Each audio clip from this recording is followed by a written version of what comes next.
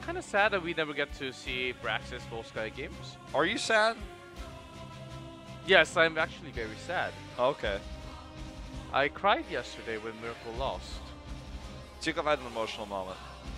Because the crazy moving was coming into me. Yeah, you got to do the crazy moving for them this time. Aha! We have a different band from Ballistix.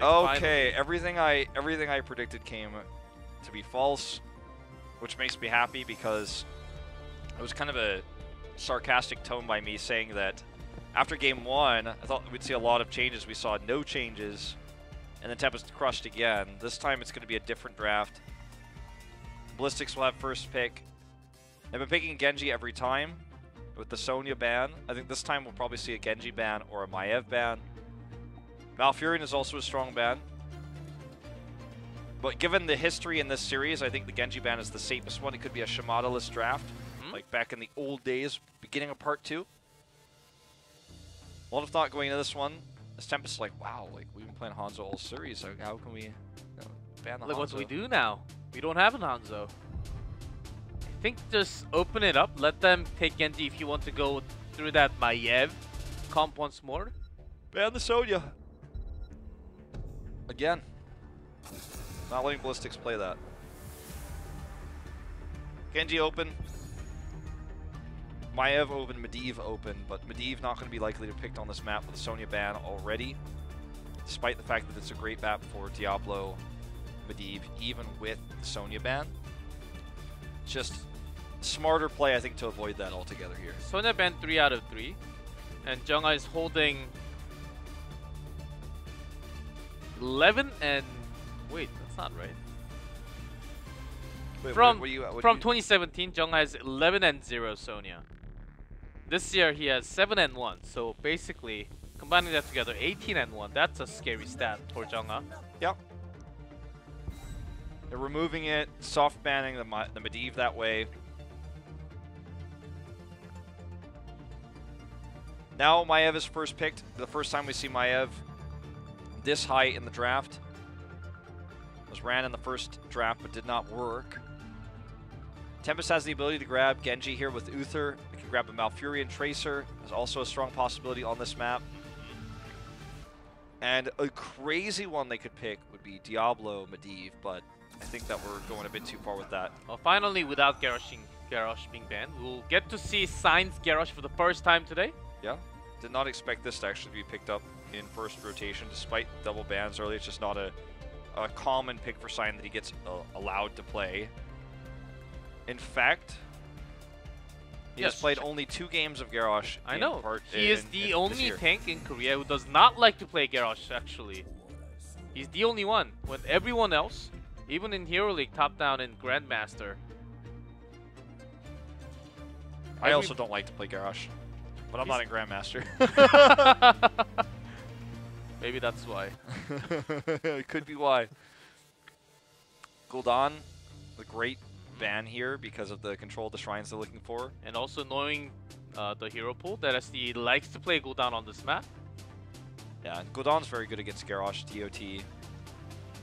And also the Horrify can really mess up what Genji's trying to set up to do. Going for the tank lock is, I think, not advised here. The large hero pool for Hooligan.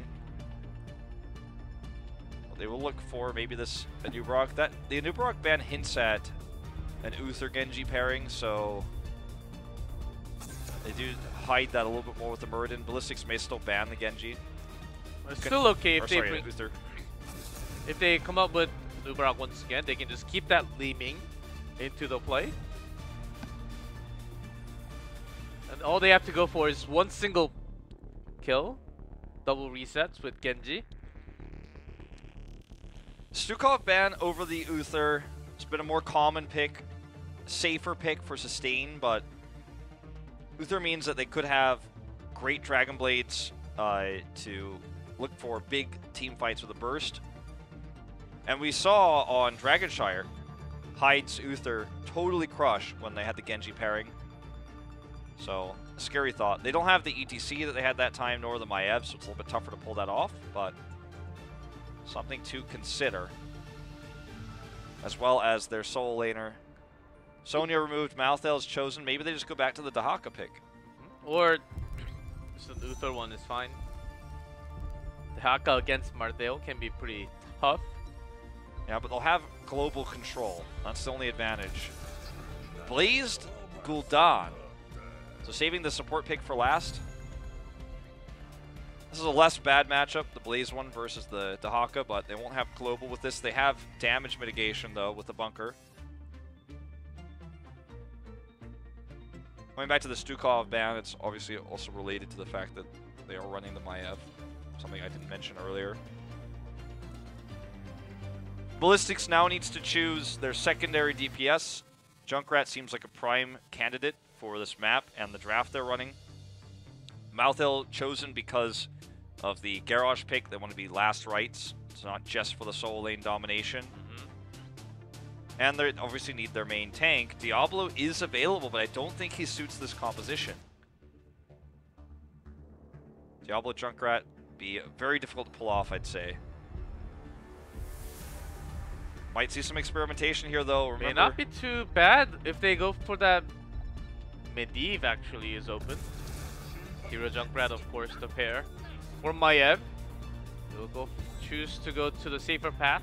Yeah, with Stukov banned, Tyrael can do a lot in these team fights. Final pick for Tempest is going to be that support. Uther does not work well with Gul'dan. Lee. I'd actually scream for Lee. I'd actually like to see the Auriel here. I mean, Auriel is fantastic with this. Aegis, those who get trapped in the Warden's Cage. Uther is the safe pick for Genji, but does not work well with Gul'dan.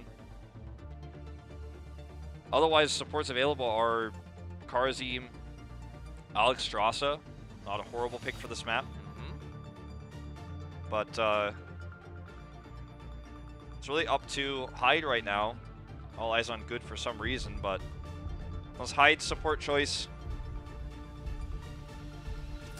will be the Alex Strasza. Yeah, not a bad pick for the map. Yeah, once she goes into that dragon form during that shrine phase, so strong actually. You do have to back off for that amount of time. And once you are in the circle, you can actually heal your allies greatly. First Alex Strasza from Tempest. This will be exciting. They do have a comp that can allow them to force their way onto the shrine. And the Gul'dan makes it so much easier to utilize the Alex Strasza. Two great ways to finish off these shrines. They need to win the shrines back-to-back, though, and get 10 first. Otherwise, this comp is going to be very difficult to execute.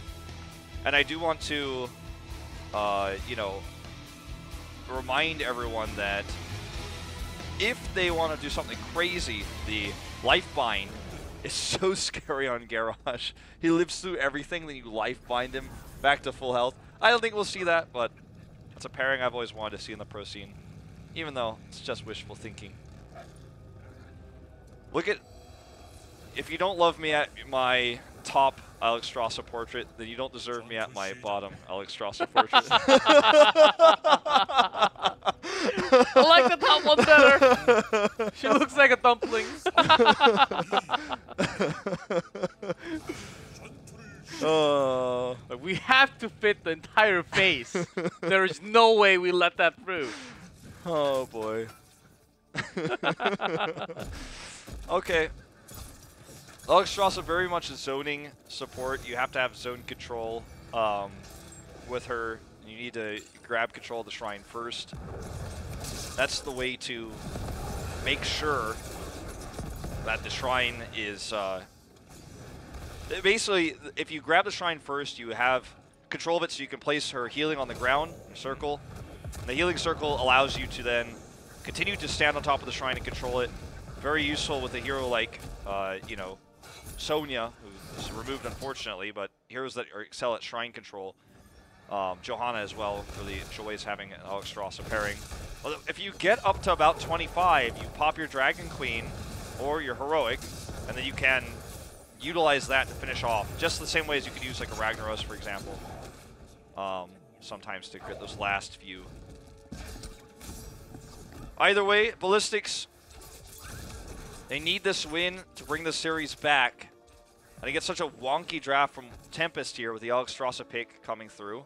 Alexstrasza, in terms of sustain, actually very good. If you have that healing circle abundance behind all the teammates, they can always walk in.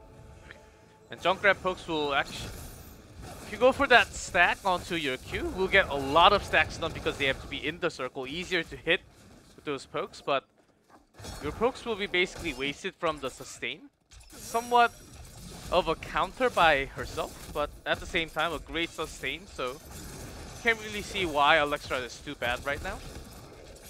Yeah, Alexstrasza is low impact, and she's so reliant on, like, she's low impact healing, and she's so reliant on the placement of the circle, and that's very inconvenient. That's not always going to work out for you in every team fight.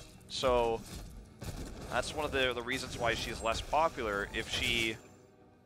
If her circle activated quicker, maybe, then she'd be a little bit more popular, but that would just make her too broken. So it's a fine line that we walk, and it's very difficult to execute heroes like this in a pro match. It's very difficult to utilize this type of support.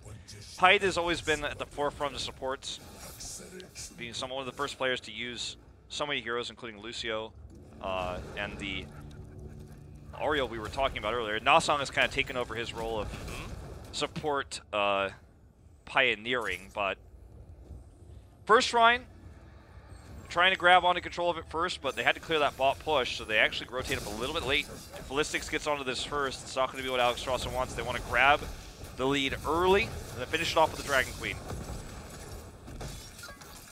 I see Alexstrasza staying in to the side. See Junkrat having massive pokes. So easy, you just toss it into the circle. Someone will get hit at least. I see looking to charge in, not really finding anyone. Good dives in his rooted, takes a lot of damage. Tossed by the mine once again. Going for the Dragon Queen early here because they're so desperate. Good's insanely low, does get that heal off, but it's not going to be enough. Ballistix totally controls this shrine, and this is going to be the end of this fight. Taken out 3 for 1. Junkrat does get caught, but the shrine is 1 for Ballistix. Hyde cannot do anything with this Alexstrasza anymore. And they were just too late to arrive on the shrine, too late to control it. And they left themselves vulnerable. Their backline is so squishy. Alexstrasza cannot protect herself. Gul'dan cannot protect himself if the tanks get burst down, if they get bled down. They had to pop the Dragon Knight early, but it just wasn't enough protection there. So first Punisher, going to be a Frozen Punisher. And it's not going to be insanely impactful, but I think Tempest needed to win the first 2 Punishers to really be able to have that level 10 lead and control this game with the comp they've chosen. Not going to happen anymore. Ooh, toss.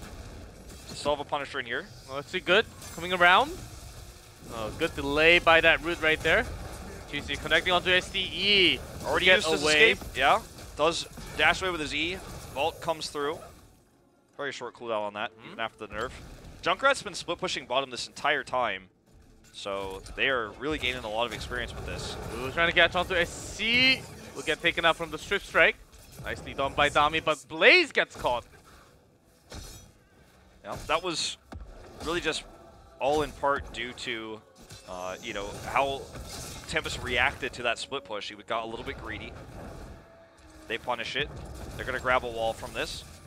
Not all too different from the damage done from the Immortal, but just thinking after 10. Yeah, I don't think Gul'dan is. I think Gul'dan is an excellent pick actually. When they try to land on their some wombos along with the cage, Horrify will buy them enough time to actually escape from the cage. Unless Senk is placed perfectly on all of those members, I think Horrify could be a good counter for Tempest running away after the cage is hit.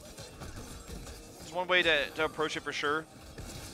The Senk is going to be the very difficult thing to deal with in these fights. Dami, if you asked me what he was doing here, I couldn't tell you. He does dash away, gets over the wall. Everyone's trying to chase him. He does escape, but that was, with 10 just around the corner, a very, very dangerous thing to do. He's trying to pull an SC from Cursed Hollow, but he gets away. Last Rites, I think, is by far the better option, but there are ways to use with the Tranquility, Tormented Souls in a longer fight. But Last Rites is going to help you break through that Garrosh shield. This push is very, very frustrating to deal with here for Tempest, but they do finally push it away. Because they have to take care of the bottom camp at the same time. Yeah. Junkrat, aren't they already onto their own Shaman? But Tempest avoids having to have a direct team fight without tap. So even though they lost a lot of structures from this and they still remain one level behind, it could have been worse. Ballistix not forced them into a fight. They just took all the camps. Tempest respected the level 10 advantage and just walked away from those fights, allowed Ballistix to go to camps just so they don't lose any more members, so that snowball does not occur. This last Rise locked in, of course. Yep. Thinking about Tormented Souls, but just unable to really make the argument for it. It takes a long time, and once they're in the bunker, you're basically wasting it. A tough choice, unless Tempest falls behind even more, which they will just catch up the macro. Of course, this Punisher will change a lot into this game. So 2 factors. This time they get control first with the Alexstrasza, which is what they failed to do last time. They have Dragon Queen and they have Cleansing Flame now. So big advantages they did not have before pre-10, and they did not have that positional advantage that they do now as well. They have the lead. If they can get up to 25, they can just pop the Dragon Queen to hope to finish this. Slowly kiting away here, respecting the potential for that combo coming through with the cage. Watch SDE's positioning here. Avoids most of that corruption. Dami gets knocked in here with the mine. Heal coming off, they pop Dragon Queen very early. Horrify does connect here, but they cannot stop the Sanctification. Cleansing Flame now going to be used as well. Bunker trying to buy time, but it's just too much damage here, even with the Cleansing Flame to look for the heals. Riptide right after the bunker basically means there are lots of targets right in to get that kill right off. But actually surviving through all this. Last right, securing the kill. 3 kills in total, even though Tempest had a better positioning to start off that shrine. Yeah, they just could not deal with the combo there. The Riptire comes through.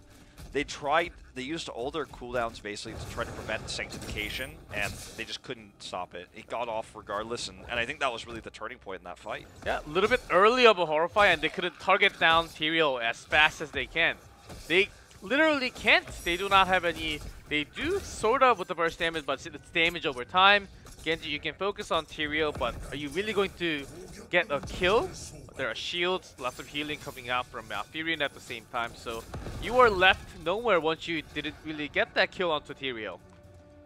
Yeah, and you know, if they had been able to get onto the back line, get some kills there, that would have been better, but it's just so difficult with the position that Ballistix had there. And with the Alexstrasza pick. Yeah, great plays by Ballistix, also signed missing that Tox Warlord challenge there. It's going to be pretty painful for a little while here, but as mentioned earlier by you, he's not really a Garrosh player, not really into that. Been playing it a few times this year. Top push is going to be collapsed upon. The Immortal not going to do too much damage to the keep wall, or sorry, to the keep. The wall will take the damage. So Ballistix is trying to avoid that in general, take control of the camps again, try to take down this mid fort. So far unsuccessful, but heavily damaging it. They're not as ahead as you would think they would be with 2 controlled Immortals and a 7 to kill score, you know, in this map at 10 minutes in. Tempest is holding their own. They're rotating correctly. I just feel the Alexstrasza pick is not working out the way they would have liked it to, and it's coming up weak for them. Even when they had the control of the shrine first, the Horrify was perfect. They could not burst down Tyrael. And then the Alexstrasza pick, after that fight is lost, just feels like Alexstrasza doesn't exist. She has no big impact. There's no Ancestral. There's no Divine Shield. It's just, okay, I hope we get those defenders. We didn't. Let's try to get out of here. Well, Cleansing Flame, not too bad. In terms of sustain, actually does the damage also. Yeah. It was almost enough to try to turn that fight in the last fight, but just not quite. Also can have your own escape as Alexstrasza if you're caught. So another way of using that Cleansing Flame. But 2 big levels apart. But still, game's not done until your keep starts to fall. Tempest still holding in. Big gap, of course. Only 11 minutes in. They do have the same talent. Of course, Ballistix about to hit 16, so not anymore. Yeah. This game has really just been taken, the macro control has been taken away from Tempest. They're really controlling the entire map. pushing down these forts. It was 1 level down, now it's 2 because Tempest is just playing so passively. I respect that Tempest is showing, you know, rather that they're basically respecting Ballistix' advantage at the moment, but Ballistix not making any mistakes and just eating up the map. It just feels like a virus, a plague upon Tempest right now. Just no way to stop the control. And I don't think they'll be able to get 16 before this next shrine phase. It's going to be the bot shrine. Healing Fountain is available there for Tempest at least. So not the end of the world. Very aggressive Tyrael positioning, by the way. I'm looking at it on the mini-map. Not entirely sure what that was about. I think he Aldruined into that area. Maybe to Holy Ground? Was he really trapping down anyone? Yeah, I don't think so. He's just been really trying to stop rotations, and I guess wanted to get into that position first. They are now going to look to contest this camp because they take their own. Tyrael comes in here. Maybe not the greatest idea when your Death God is not here. There's a taunt. Okay, Horrified. Can they kill him before Sank? Again, this is the question. He gets back. I guess he doesn't have it because he didn't use it. Taken out here. The explosion is going to do a ton of damage, though. Here comes the Riptire. Everyone on Tempest fairly vulnerable, but 2 are dead already. Riptire going to help them trade back. It's a 2 for 2. Lockdown. Vulnerable here. Magi's on the chase. Just continue to reveal him with Moonfire. Does not get a root. SC jumps in, but does not have grenades available. Shrine's up. Dragon, Queen. Something they would maybe want to use if they could get control of the Shrine, but I'm not sure if that's going to happen. They can just... They don't even have to position themselves. We'll just activate the 16 to do some burst damage. 3v3 right here. That's a pull on to cooldown. Yep. They do activate the Dragon Queen, and they do get control of this Shrine. They're being chunked down right now, though. And Junkrat is just stealing so many of these defenders. They even it up, though. Respawn's coming through on both sides. Faster for Ballistix. Lockdown doing a lot of damage to SDE here with the lifesteal. Dragon Queen about to expire. Cleansing Flame should be available. Polygon already here because he died the first. Yep. I think he still holds that Sanctification. I think he should. I mean, if I think it was interrupted before, that's why he couldn't really use it. There's a taunt once again. Yep. Lockdown, instantly blown up though, could not get into the bunker. And this looks like this fight is over with the respawns coming through from Ballistix. They come in, Riptire here, Sanctification for the movement speed. Riptire might not make it. Nope. Blown up there, but they're just going to walk back, take the Shrine. Full control of every Punisher so far is going over to Ballistix. And even the camp. Because they have the sustained Junkrat is basically having his own game. Contested by no one. Just poking from the back. Genji should be the one coming from the side. Maybe trying to annoy Junkrat's positioning at least. But he's been focusing onto the front line so much that he can't really make an impact. Well, signs like, I guess if they're going to be really greedy with this time, maybe we could steal some back, but it's not going to happen. They're trying to grab Hooligan, actually. Gets stun comboed here, taunted. No Sank this time. No Sank. Aldruin's, he gets it off, but dies to the auto attack from Genji at the same time. Actually, it was Alex Strauss who got him there. So he gets taken out. So this could be better for Ballistix, but I mean, with all lanes pushed top, middle with the camp, bottom with the camp, bottom with the Arcane Punisher, it could be worse. You know, it could be better, but let's be real. You know, it's a pretty good situation for this team. It looks like they're going to bring us to a game 4 right now with total control over the map, all forts down, stealing the Shaman camp, taking their own. With a dead Tyrael, they don't push with the Punisher, so it's not going to do much, but the rest of the map is being eaten up. Even these this Impale camp pushing a little bit here, harassing onto the Lockdown. Just a little, but because they took all the camp, they still controlled the macro, and still the same lead to full level. About to hit 20 Tempest. They had some great Horrifies to continue up. Indeed. But that's it. Yep, 20 is around the corner now. Ballistix, all they need to do is use this 20 to try to force a fight around Keep. Worst case scenario, they don't get that fight, but they still deny Tempest from getting 20. And they damage, you know, the Keeps. They wear them down. The next Immortal is, sorry, the next Punisher is going to be top. Here's that 20. Everyone picking the meta 20s. Maltho having the ability to come right back after No one a can death escape is... death. Yeah, that is so powerful in this situation. On a long cooldown though. Once he uses it, of course. Yeah. Junkrat even having easier time with the Q. Yeah, that's that's pretty strong too. Yeah, going to stack up so much more as Dami. Report Dami for AFK. I know he's bad. I know Genji's bad at wave clear, but you should at least do your auto basic Yeah, I was attack. gonna say like, he's like, well, I mean, I think if I look at him, it would do more damage than my abilities here. Yeah, by having the wave pushed to the fort, I think it will be actually clear it quicker, maybe. Also, that is true. Oh, that is actually true, and also it means that he's safer. He's trying to freeze the lane closer to the wall so that he can soak for free instead of being vulnerable. If he actually cleared it quickly, then the next wave he'd have to expose himself more to Ballistix, who has control of the map in every camp right now. So he's waiting because he wants to freeze it there. He moved. He finally moved. Yeah, he's moving now. We were about to see that Genji AI. Yeah. And Genji AI, trust me, is not that good.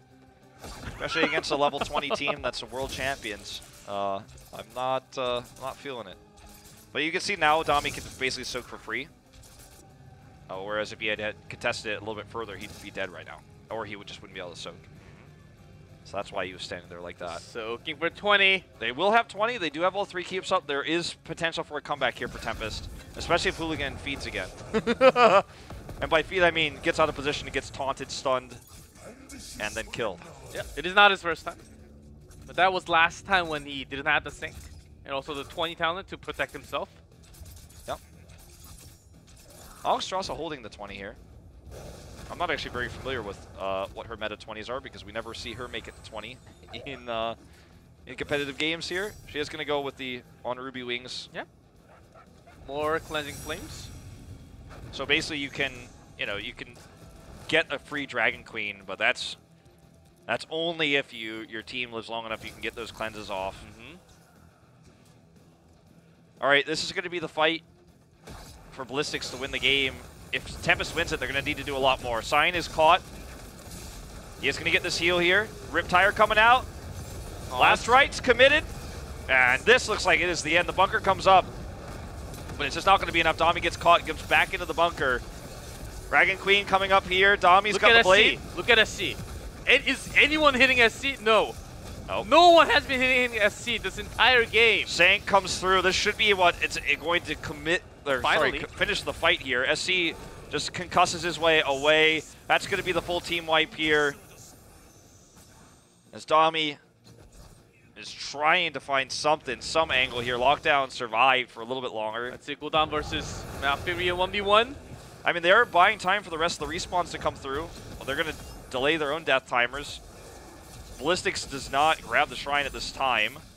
So that is going to be somewhat of a significant delay, but 62 seconds on that death timer now, and he will be up by the time that this, Immortal hits. Or sorry, Punisher, I keep calling them Immortal. It's been a long night.